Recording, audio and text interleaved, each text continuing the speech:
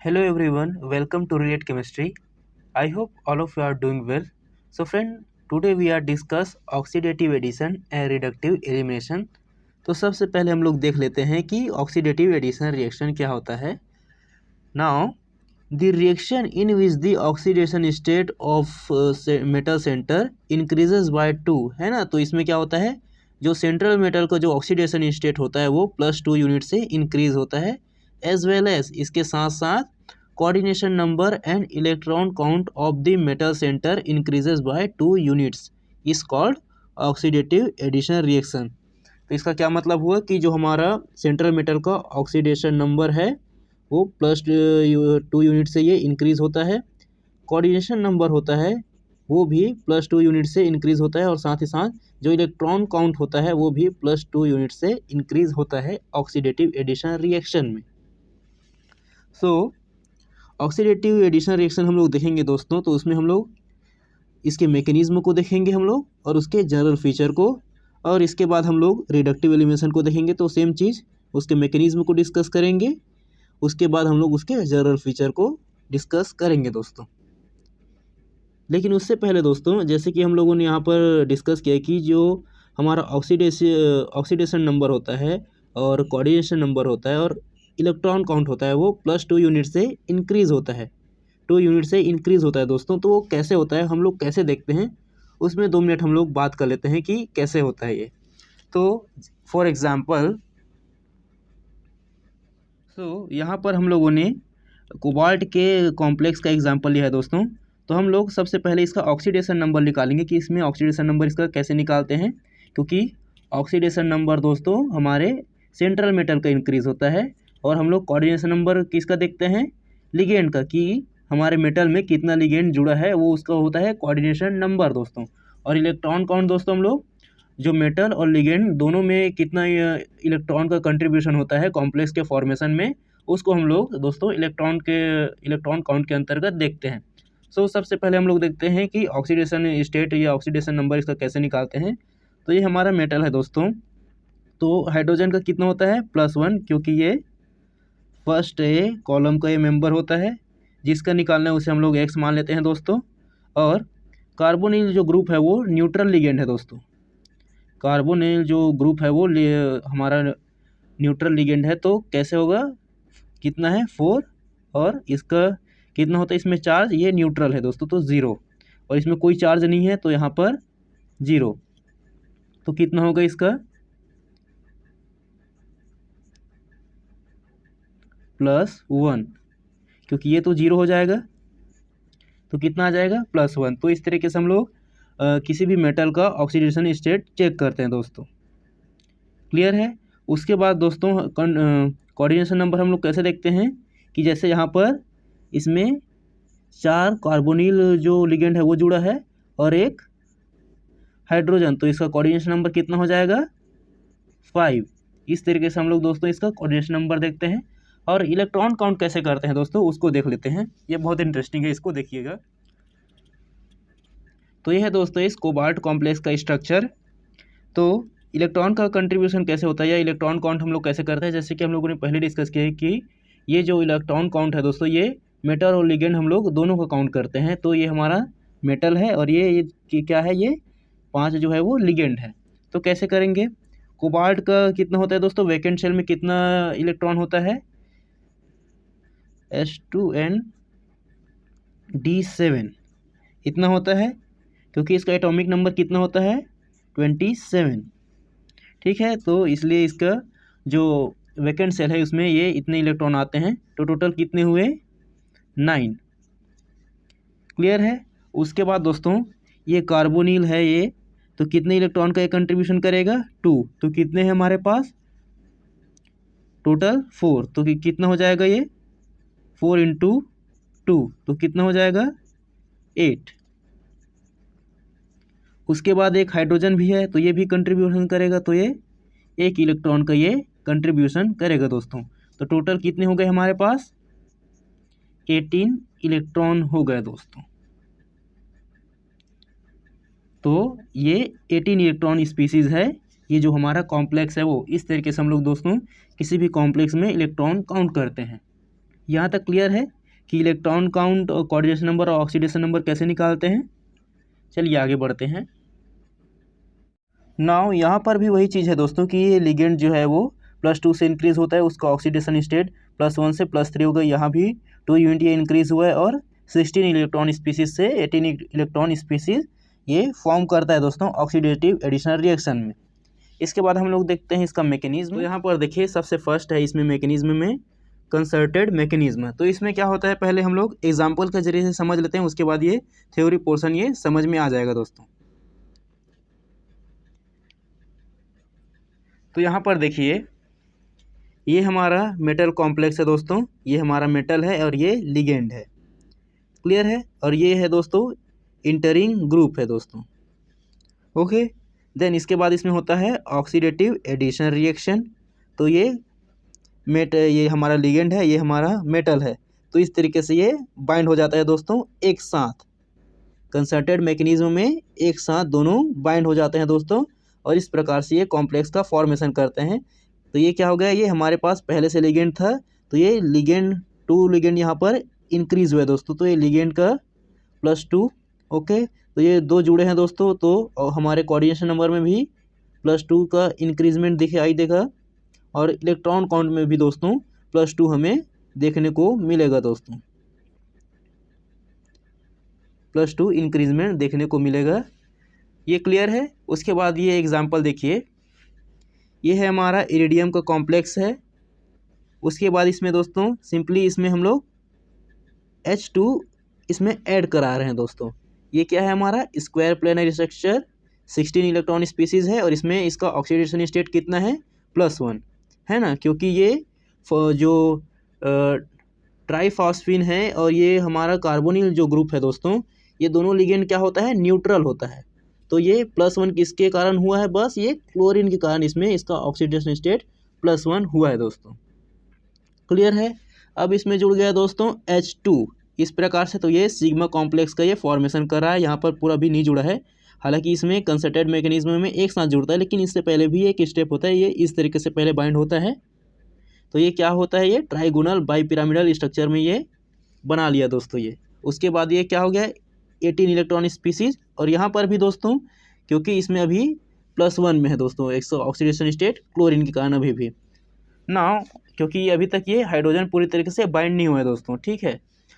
इसके बाद ये ऑक्टाहेड्रल कॉम्प्लेक्स में ये चेंज हो जाता है, और ये क्या होता है 18 इलेक्ट्रॉन स्पीसीज ये हो जाता है, और ये हाइड्रोजन का भी ये जुड़ जाता है। तो ये क्या हो जाता है इसका ऑक्सीडेशन स्टेट +3 इसका ऑक्सीडेशन स्टेट हो जाता है दोस्तों, ठीक है।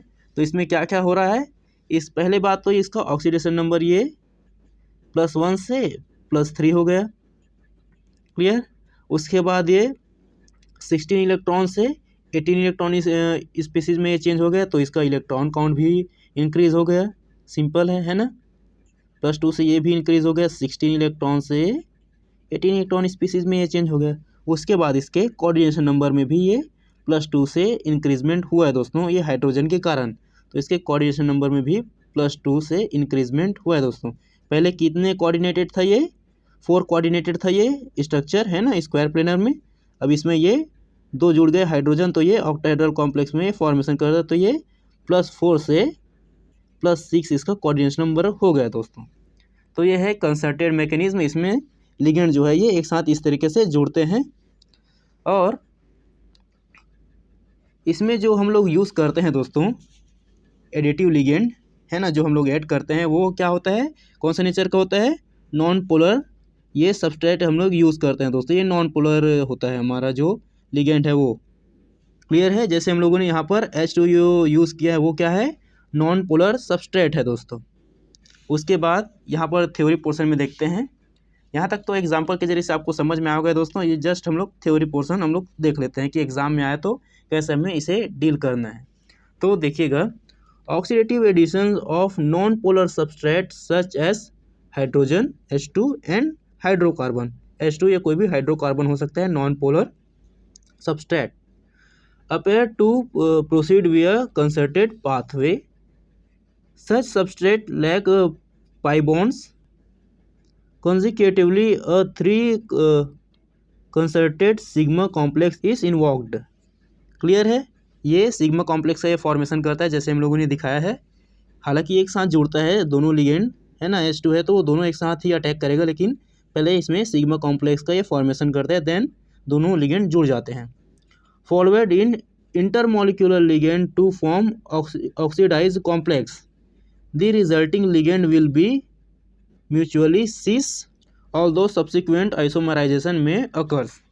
क्लियर है दोस्तों, इतना क्लियर है? ओके, यहाँ तक समझ में आया। नाउ एक बार एग्जांपल और देख लीजिए। जस्ट यहाँ पर हम लोगों ने कोई भी लिगेंड लिया है दोस्तों, और कौन सा ligand, non polar ligand use किए हम लोग, और इसमें पहले ये सिग्मा कॉम्प्लेक्स का ये फॉर्मेशन करता है इस तरीके से अटैच होकर ना, उसके बाद ये इस तरीके से दोनों जुड़ जाते हैं दोस्तों और ऑक्टाहेड्रल कॉम्प्लेक्स का ये फॉर्मेशन करते हैं। इतना चीज़ क्लियर है कंसर्टेड मैकेनिज्म में, बस इतना ही होता है। इसके बाद नेक्स्ट इसमें क्या है, नेक्स्ट मैकेनिज्म में SN2 मैकेनिज्म दोस्तों। तो इसमें क्या होता है उसको भी पहले एग्जांपल के जैसे समझते हैं, उसके बाद थ्योरी पोर्शन को भी समझेंगे दोस्तों। तो देखिए,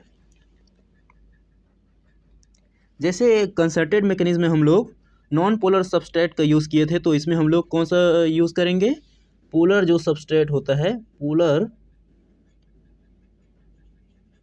उसका हम लोग यूज़ करेंगे। तो इसको कैसे हम लोग डिवाइड करेंगे, ये प्लस हो जाएगा और ये माइनस, तो ये हो जाएगा पोलर सबस्ट्रेट। इसी तरीके से इसमें होता है।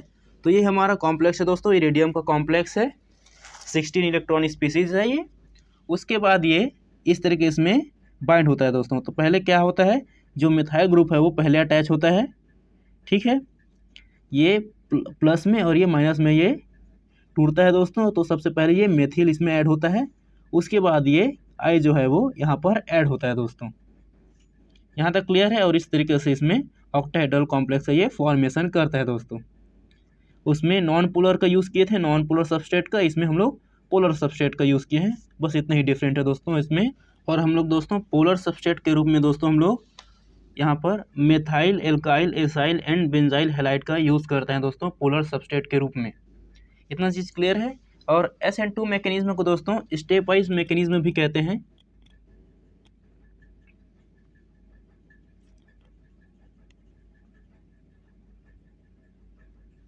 क्योंकि इसमें जो प्रोसेस होता है वो स्टेप वाइज होता है। पहले ये प्लस पॉजिटिव एंड नेगेटिव में ये टूटता है, देन एक एक करके ये अटैच होते जाते हैं दोस्तों, एंड ये लास्ट में ऑक्टाहेड्रल कॉम्प्लेक्स का ये फॉर्मेशन करते हैं। इतना चीज़ क्लियर है। SN2 मैकेनिज्म या स्टेप वाइज मैकेनिज्म के बाद दोस्तों थर्ड है इसमें रेडिकल मैकेनिज्म। ये भी SN2 मैकेनिज्म की तरह है दोस्तों। इसमें alkyl halide and similar substrate can added to metal centre via a radical mechanism, ठीक है दोस्तों। और ये दो प्रकार का होता है, non chain and chain addition. इसके बाद है दोस्तों इसमें आयोनिक मैकेनिज्म। ये भी दोस्तों SN2 मैकेनिज्म की तरह ही है। देखिएगा इसमें similar to SN2 mechanism in that it involve the stepwise addition of two distinct ligand fragment. An example of ionic oxidation addition is the addition of hydrogen chloride मतलब HCl। तो ये भी SN2 mechanism की तरह है दोस्तों। Main है दोस्तों इसमें concerted mechanism and SN2 mechanism, ये एडिशन है दोस्तों। ये जो आयोनिक और रेडिकल मैकेनिज्म है वो मेन जो है आपका first and second concerted and SN2 mechanism इसमें इंपॉर्टेंट है दोस्तों। अब देखते हैं दोस्तों इसका जनरल फीचर, ऑक्सीडेटिव एडिशन का जनरल फीचर। तो इसके जनरल फीचर में सबसे पहले दोस्तों फर्स्ट है इसमें metal should be present in low oxidation state, है ना, तभी तो ये हायर ऑक्सीडेशन स्टेट में पहुंचेगा। जैसे इसका ऑक्सीडेशन स्टेट +1 है तो ये कितना इंक्रीज होगा, इसमें 2 यूनिट इंक्रीज होगा, ये +3 होगा दोस्तों। सेकेंड है दोस्तों इसमें it should have vacant orbital. Simple बात है दोस्तों कि इसमें वेकेंट ऑर्बिटल होगा तभी तो जो इंटरिंग लिगेंड है वो ऐड होगा और तब ये ऑक्टाहेड्रल कॉम्प्लेक्स में चेंज होगा, ये भी बात सही है। थर्ड है इसमें दोस्तों by oxidation addition complex should be a stable, क्योंकि इसमें दोस्तों जो 16 इलेक्ट्रॉन स्पीसीज होता है स्क्वायर प्लेनर वो अनस्टेबल होता है, तो वो स्टेबल होने के लिए 18 इलेक्ट्रॉन स्पीसीज में ये चेंज होता है और जो कि क्या होता है स्टेबल होता है। 16 electron species and D8 complex are show best oxidation addition reaction, ठीक है, तभी ये 18 इलेक्ट्रॉन स्पीसीज में ये चेंज होता है दोस्तों। और ये D8 D6 में ये चेंज होता है दोस्तों। क्लियर है। फिफ्थ है दोस्तों, square planar complex are converted into octahedral complex.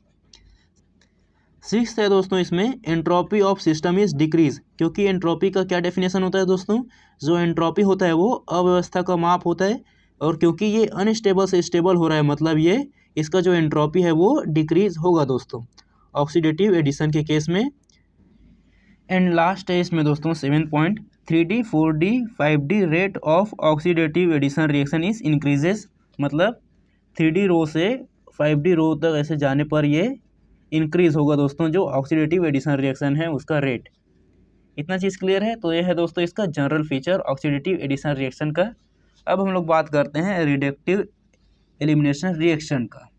तो ये क्या होता है, जस्ट ऑक्सीडेटिव एडिशन का ये अपोजिट होता है दोस्तों, कि जैसे उसमें हम लोग ऑक्सीडेशन नंबर, इलेक्ट्रॉन काउंट और जो कोऑर्डिनेशन नंबर को हम लोग +2 यूनिट से इंक्रीज़ करा है दोस्तों, तो इसमें क्या होता है, ये +2 यूनिट से ये डिक्रीज़ होता है दोस्तों। तो इसे ही हम लोग कहते हैं रिडक्टिव एलिमिनेशन रिएक्शन। क्लियर है। Reductive elimination is an elementary step is organometallic chemistry in which the oxidation state of the metal centre decreases well forming a new covalent bond between two ligand. इसी कारण इसका जो क्या है oxidation number है metal centre का वो decrease होता है। It is the microscopic reverse of oxidative addition reaction. तो जैसे हम लोगों ने पहले डिस्कस किया दोस्तों कि ये क्या है, ऑक्सीडेटिव एडिशन का रिवर्स होता है दोस्तों, इसमें अपोजिट है ये। And as well as coordination number and electron count of metal centre decreases by 2 units is called reductive elimination reaction. इतना चीज़ क्लियर है दोस्तों कि इसमें जो हमारा ऑक्सीडेशन नंबर है, इलेक्ट्रॉन काउंट है और जो कोऑर्डिनेशन नंबर है दोस्तों वो +2 यूनिट से ये डिक्रीज़ होता है। जैसे यहाँ पर एग्जांपल है, ये हमारा ऑक्टाहेड्रल कॉम्प्लेक्स है, उसमें दोस्तों हम लोग स्क्वायर प्लेनर से ऑक्टाहेड्रल कॉम्प्लेक्स बना रहे थे, और इसमें जो ऑक्टाहेड्रल कॉम्प्लेक्स है उससे हम लोग क्या बनाएंगे, स्क्वायर प्लेनर। तो ये हमारा ऑक्टाहेड्रल कोई भी कॉम्प्लेक्स है, उसके बाद इसमें रिडक्टिव एलिमिनेशन होता है, तो ये क्या हो जाता है, ये अलग हो जाता है और ये जो 2 लिगेंड है वो डिसोसिएट हो जाते हैं दोस्तों। तो वही चीज़ इसमें भी है कि इसमें ऑक्सीडेशन नंबर जो है वो जैसे यहाँ पर 2 है तो यहाँ पर ये 0 हो गया। लिगेंड है दोस्तों वो भी यहाँ -2 शो कर रहा है। इलेक्ट्रॉन काउंट है दोस्तों वो भी 18 इलेक्ट्रॉन से 16 इलेक्ट्रॉन ये हो गया। आगे है दोस्तों इसमें इसका मैकेनिज्म। अब इसके मैकेनिज्म को ध्यान से देखिए दोस्तों, ये थोड़ा इसका जो मैकेनिज्म है वो थोड़ा ट्रिकी है, बाकी केमिकल रिएक्शन तो सेम ही है, थोड़ा सा इसमें ध्यान दीजिएगा। इसमें दोस्तों कंसर्टेड मैकेनिज्म भी होता है और SN2 मैकेनिज्म भी होता है, लेकिन इसमें स्पेशली हम लोग देखेंगे ऑक्टाहेड्रल कॉम्प्लेक्स में किस तरीके से इसमें रिडक्टिव एलिमिनेशन होता है और स्क्वायर पैनल स्ट्रक्चर में या कॉम्प्लेक्स में किस तरीके से रिडक्टिव एलिमिनेशन का प्रोसेस होता है वो हम लोग देखेंगे। तो देखिएगा ऑक्टाहेड्रल कॉम्प्लेक्स को हम लोग पहले देख लेते हैं। D6 कॉम्प्लेक्स ऑफ ये एग्जांपल है कि इनमें D6 से जो कॉम्प्लेक्स है ये क्या है, platinum, palladium, iridium and rhodium का जो कॉम्प्लेक्स होता है दोस्तों ये D6 कॉम्प्लेक्स होता है। रेडली अंडरगो रिडक्टिव एलिमिनेशन, तो ये रिडक्टिव एलिमिनेशन ये शो करते हैं इसके जो कॉम्प्लेक्स होता है वो, और ये मैंने हाईलाइट किया हूँ दोस्तों, इसको देखिएगा। The rate of reductive elimination is greatly influenced by the geometry of the metal complex. इसे याद रखिएगा, जियोमेट्री पर ये बहुत ज़्यादा ये जो होता है ये इन्फ्लुएंस होता है रिडक्टिव एलिमिनेशन। इसलिए हम लोग दोस्तों ऑक्टाहेड्रल और स्क्वायर प्लेनर के बेस में इसे समझ रहे हैं कि इसमें रिडक्टिव एलिमिनेशन कैसे होता है। ठीक है, तो ये चीज़ याद रखिएगा कि ये जियोमेट्री पर ये इन्फ्लुएंस्ड होता है रिडक्टिव एलिमिनेशन। तो ऑक्टाहेड्रल कॉम्प्लेक्स में कैसे इसका मैकेनिज्म काम करता है रिडक्टिव एलिमिनेशन वो देखते हैं। In octahedral complexes reductive elimination can be very slow from the coordinately saturated center, and often reductive elimination only proceed via a dissociative mechanism। इतना चीज़ क्लियर है। आगे पढ़ते हैं, उसके बाद मैं समझाऊंगा कि इसमें हो क्या रहा है। देखिएगा, where a ligand must initially dissociative to make 5 coordinated complex. तो इसमें पहले दोस्तों ऑक्टाहेड्रल कॉम्प्लेक्स है हमारा। तो इसमें क्या होता है, पहले डिसोसिएटिव मैकेनिज्म या डिसोसिएट होता है लिगेंड का। तो पहले जो ऑक्टाहेड्रल कॉम्प्लेक्स में इस तरीके से स्ट्रक्चर होता है दोस्तों, इस तरीके से, और ये हमारा मेटल होता है।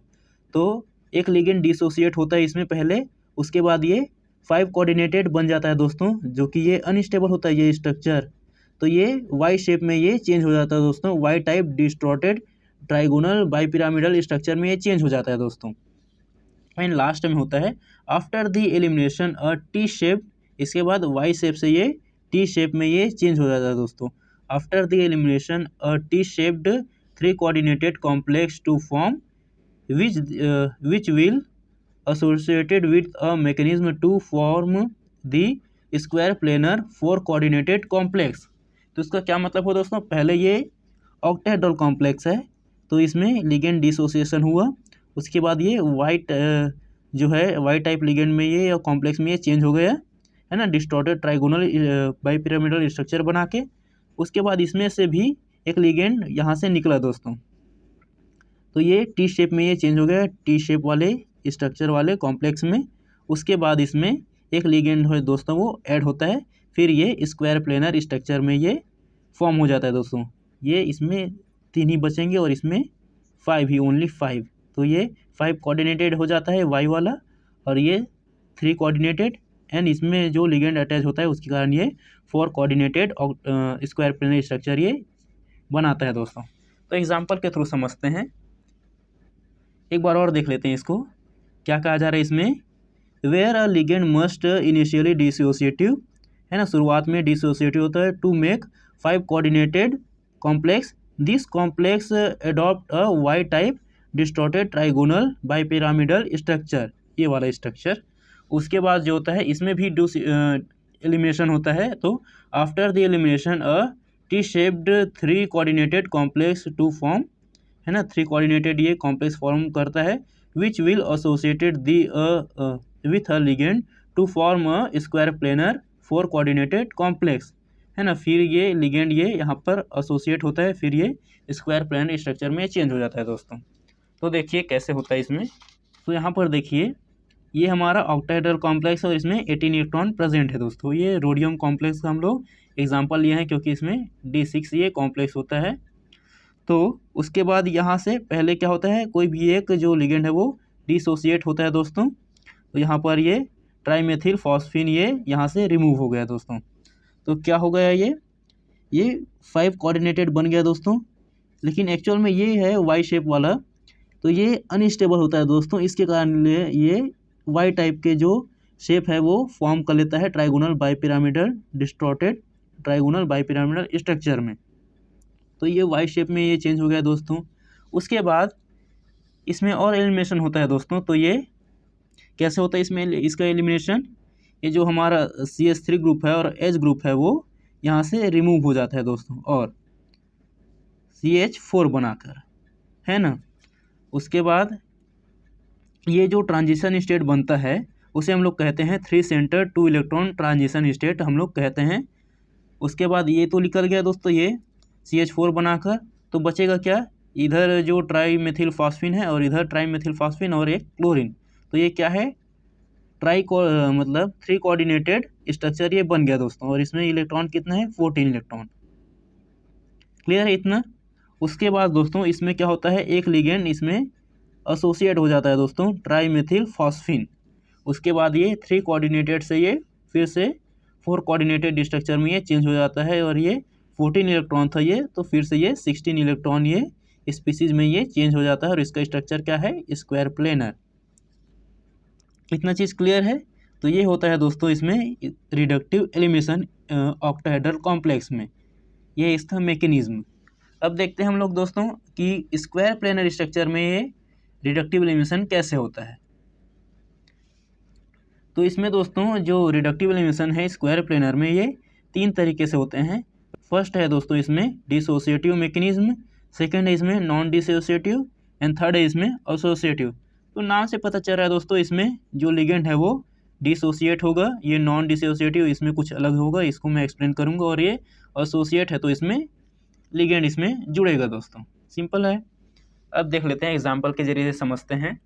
सो फर्स्ट है दोस्तों इसमें डिसोसिएटिव मैकेनिज्म। तो इसमें क्या होता है, ये हमारा मेटल है, इसमें दोस्तों ये हमारा लिगेंड जुड़ा है और ये यहाँ पर भी लिगेंड जुड़ा है। तो एक लिगेंड सिंपल दोस्तों यहाँ पर डिसोसिएट होता है डिसोसिएटिव मैकेनिज्म में। उसके बाद क्या बचता है, MRX और L बचता है दोस्तों, एक क्योंकि रिमूव हो गया। उसके बाद इसमें होता है दोस्तों रिडक्टिव एलिमिनेशन। पहले ये रिमूव होता है, डिसोसिएट होता है डिसोसिएटिव मैकेनिज्म में एक लिगेंड, उसके बाद इसमें शुरू होता है रिडक्टिव एलिमिनेशन। देन उसके बाद क्या होता है, ये जो हमारा मेटल और लिगेंड है वो सिंपली यहाँ रहता है और जिसमें और ऐड रहता है लिगेंड वो यहाँ से निकल जाता है दोस्तों।